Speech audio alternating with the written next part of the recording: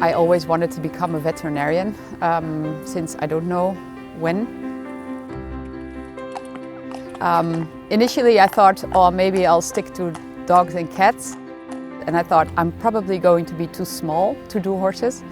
But I've also been a rider and then, I loved horses. And so yeah, when I grew older, I realized that you don't need to be big and mighty to be an equine veterinarian. So the part of veterinary medicine combined with sport is what really attracted me. So then it was, since I was probably a teenager, clear to me that I wanted to be an equine veterinarian.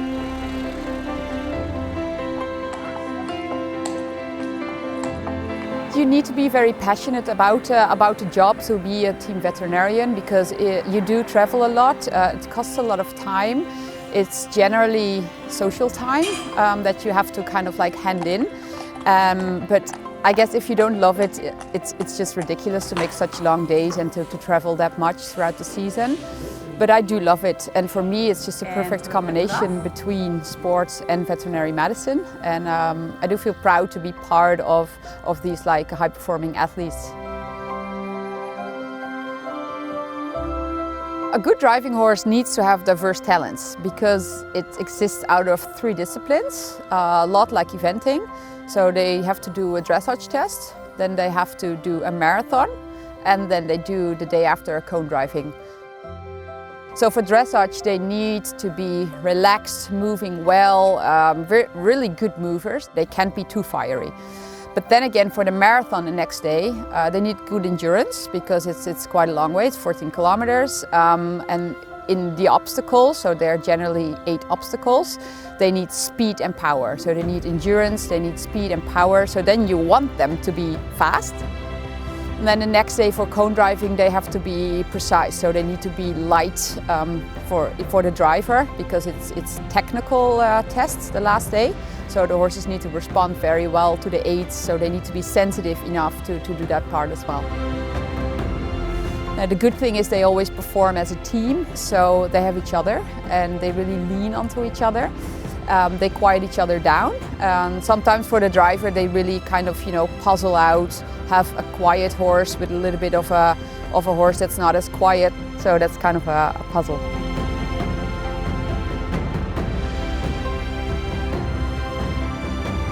My responsibilities as a team vet, I guess, they're a lot broader than what it looks like initially. Of course, there are the FEI veterinary checks.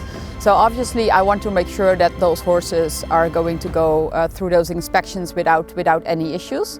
But that's not the main goal, because the goal is not to kind of like get through the inspections. The main goal is to get them as fit as possible.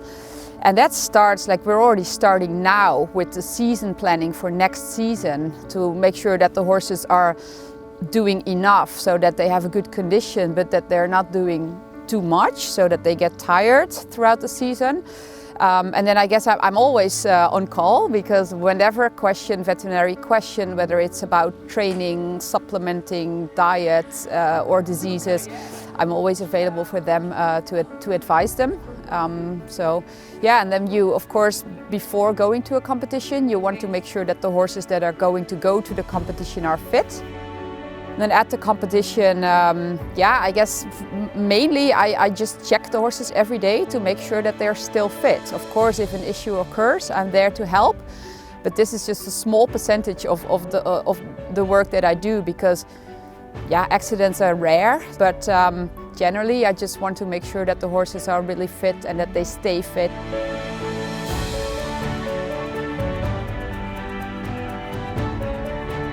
So the most rewarding moments, I guess, for the athletes, it would be like winning the medals. For me, this is always secondary. Like I can have really good competitions where the horses did so great, or like, minor little issues occurred that I could solve for them. I guess that always makes me happy. And then of course, yes, on the Sunday, the placings or the medals get divided. And that's fun too, because that's more like the sports part. But for me, it's probably always the well-being of the horses that is my priority, and then the results come second.